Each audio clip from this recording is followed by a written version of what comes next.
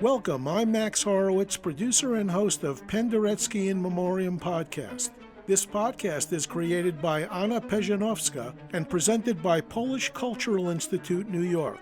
Penderecki in Memoriam Podcast unveils a multifaceted portrait of Krzysztof Penderecki with commentary from musicians, colleagues, radio programmers, and writers who lend insight and memories of Poland's greatest modern composer. This podcast is part of Penderecki in Memoriam Worldwide project, honoring the life and legacy of the great composer. Thank you to project partners Dukes, NAXOS, Ludwig van Beethoven Association, and Schott EAM for sharing Krzysztof Penderecki's music with the world. We appreciate you joining us in honoring and celebrating Penderecki's life and legacy.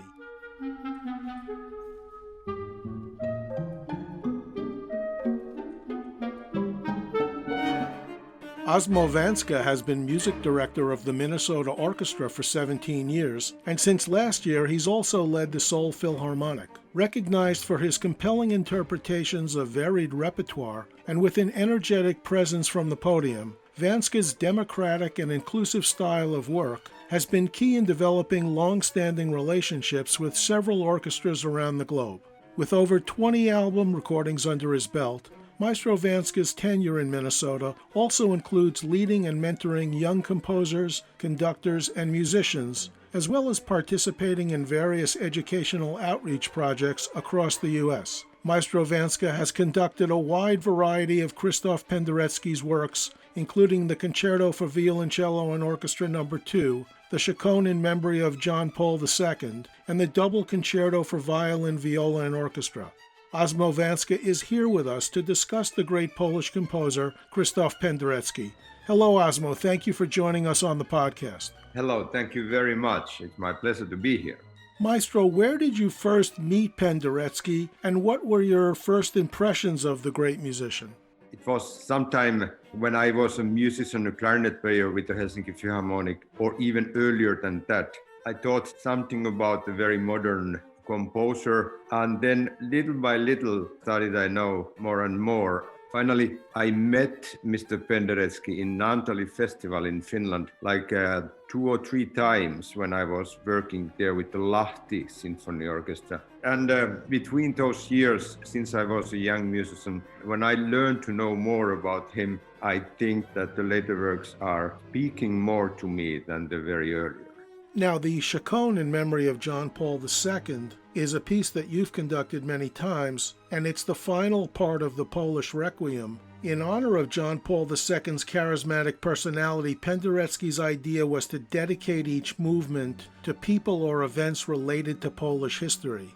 Yes, I think that remarkable idea about Penderecki is that he was always a Polish composer who got a lot of inspiration about Polish history. Like whatever he wrote, there is always this kind of very positive sign that we know where he was coming from. And Chaconne, so I have done the string version of that. I think that there is a bigger orchestra version too, but every single time I have done it, I have tears in my eyes. It connects so well, like some modern elements and some very old elements, and is making this kind of collective feeling of sorrow for everybody who is in the hall, the players and the listener. During his nearly 50 years of work, Penderecki has continued the Baroque tradition of counterpoint and variation in a new way, and I believe Penderecki, who worked on the Chaconne for over 20 years, wrote a number of different arrangements for the piece, the last being for 6 cellos in 2015. Yes, he found a very smart way to connect his music to old, you mentioned Baroque music. That's one thing for sure.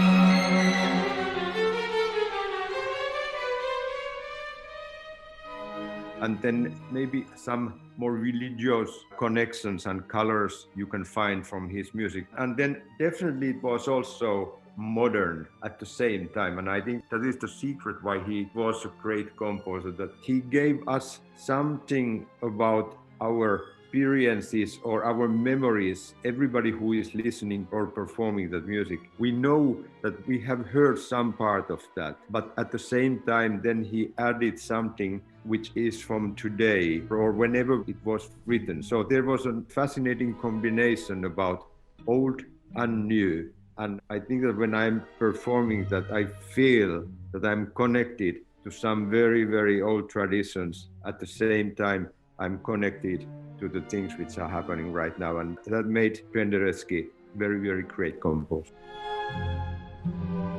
And this is a very dignified, emotional, and mournful piece with many twists and turns, and resolves into a calm bass low pizzicato before the pitch rises again and then finally slows down to the end with that mournful viola. One review noted that the piece is a synthesis of the European musical tradition and is a manifestation of Penderecki's device of strong emotional feelings within a clear architectural shape, but with a flexibility in time. Do you think when they refer to time, are they referencing that freeness over the bar line?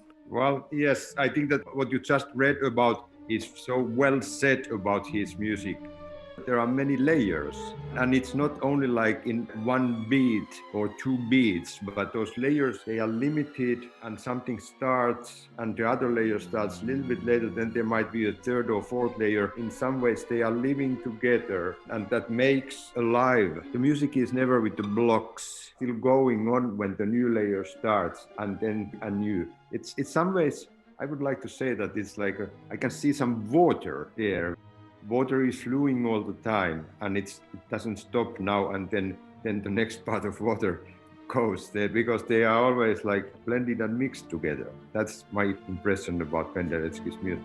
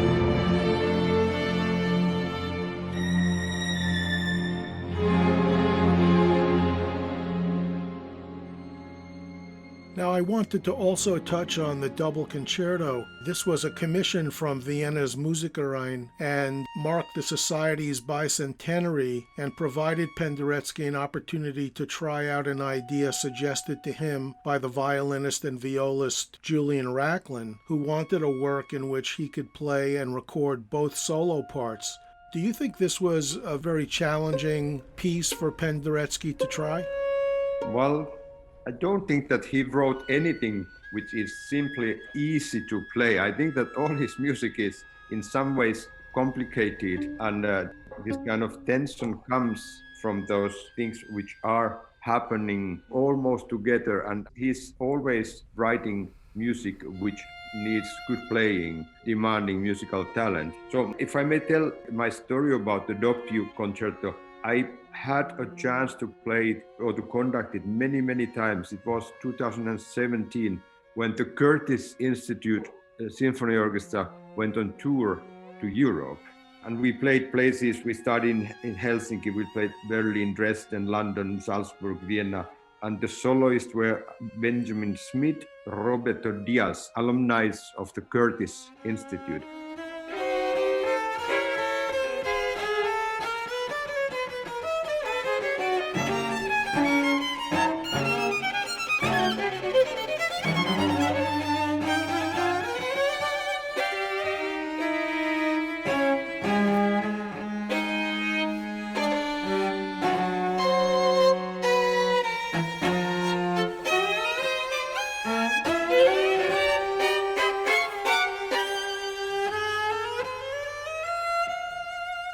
And that was my chance to learn and to get deeper and deeper to this music, which obviously happens when you play it many times. And to be honest, I didn't know how it was commissioned and how it was written for one player. But I can see now, when you told me the story, that it was one more challenge for a composer to write piece so that it's playable that way too. But I have to say that I didn't feel any limits or anything which was a way of music making when I performed that with those two great soloists.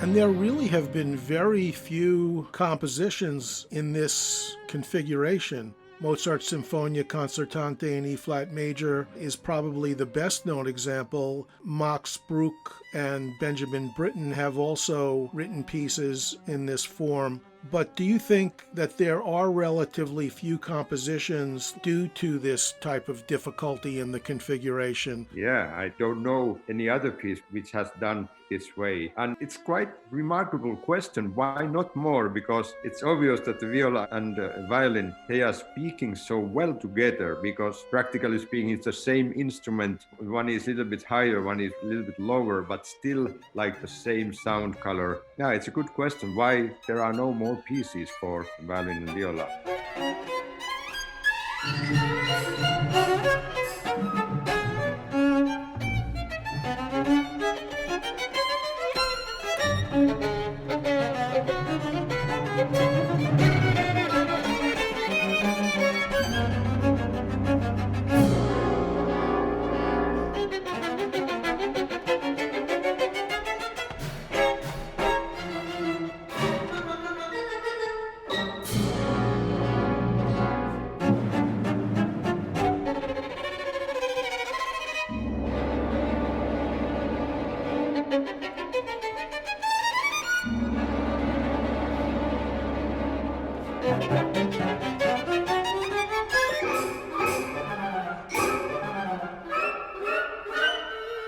Then, of course, the piece begins with these two interweaving types of expression, the melodic, romantic conversation between the violin and the viola in the andante and grave sections, first playing harmonics, then pizzicati, and then presenting their full sound accompanied by the strings, and then the vivo section introducing that festive yet demonic sort of atmosphere with the familiar Penderecki motifs, such as the triplets in ascending semitones, sort of a trembling sound, almost like a scherzo.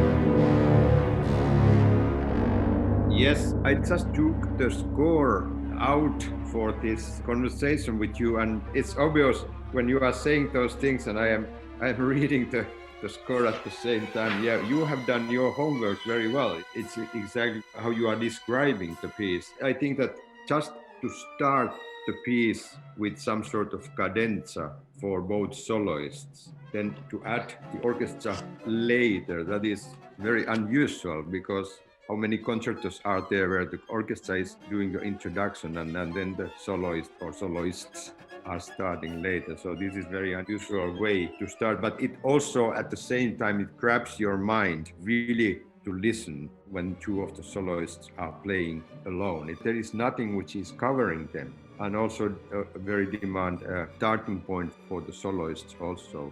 Without warming up, you just go and you do, and you are in the spotlight immediately.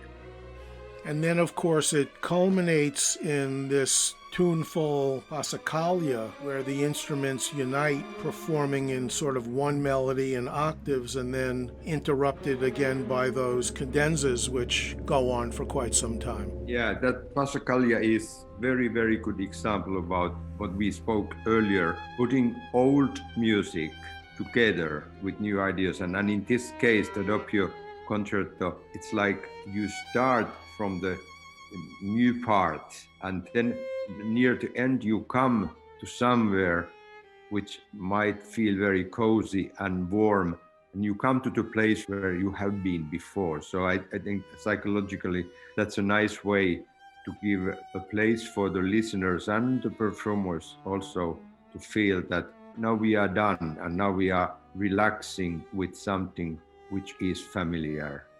And the viola seems in no way to be subordinate at all to the violin in this concerto. And I believe Penderecki suggested in a radio interview once that the viola has an even harder part to play than the violin in this piece.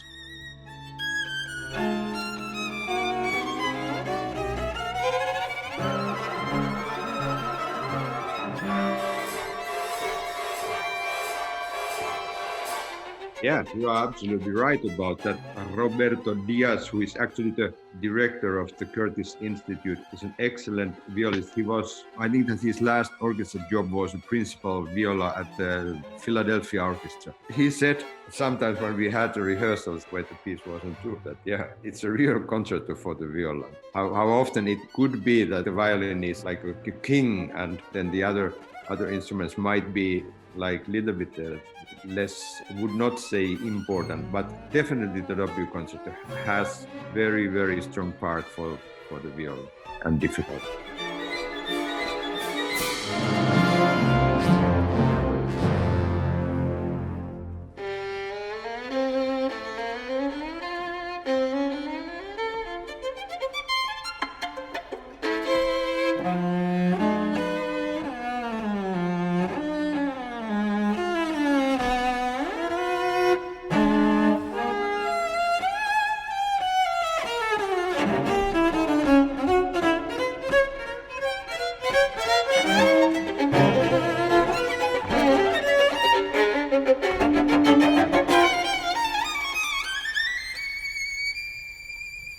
Over the many years, what would you say more than anything else you've learned from being exposed and working with Penderecki's music, and what are your recollections of last March 29th when the great composer died? Yeah, of course, the news in March made me sad. One of those great, important composers had gone. But when we are speaking about the composers, the good thing is that the music is not gone. We can have his strong voice all the time from the recordings and concert halls. So that is some sort of extra gift which is included to all great composers. They have left, but they haven't left when we have the music. I'm just thinking about how he was. I think that everything he wrote had very, very strong emotions always. It wasn't some sort of background music, never. If we think about how his music was used in the movies, we know that there are some really great directors, Martin Scorsese, David Lynch, Stanley Kubrick, William Friedkin. They didn't want to use that music if it wasn't powerful. And I think that it's also a great thing about that it was a music Penderecki wrote for performances, like a real concert music. And then those directors wanted to use that music in their movies. So I think that it's a good sign about how powerful music Penderecki wrote. So all those kind of things, as I said earlier, it's often the case that the composer should find his or her way to writing something which might go, as I said earlier, like an angry young composer is trying to show that, hey, give me some tension, I am here. Penderecki had that part in his music, and then I think that he got deeper and deeper with his composing, and then finally I think that there are a lot of tears with all the big pieces. I mean, those pieces which we are hearing again and again with pieces we love. So the whole life is there in his music. There is music for good days, and there is a lot of his music for bad days. And I think that sometimes music for bad days might be even more important because it helps us to go through those dark situations which we might have in our lives. And then it's easier to see that sun is still shining when I didn't see that during my sad times. Maestro Osmo Vänskä, thank you so much for coming on the podcast to discuss the great Polish composer Krzysztof Penderecki. Thank you so much. It was my pleasure and gave some warm thoughts about Mr. Penderecki and his music. Thank you very much for inviting me. This is Max Horowitz, producer and host of Penderecki in Memoriam Podcast, created by Anna Perzanowska and presented by Polish Cultural Institute, New York. Thank you to project partners Dukes, NAXOS, Ludwig van Beethoven Association, and Schott EAM for sharing Krzysztof Penderecki's music with the world. We appreciate you joining us in honoring and celebrating Penderecki's life and legacy. Make sure to subscribe.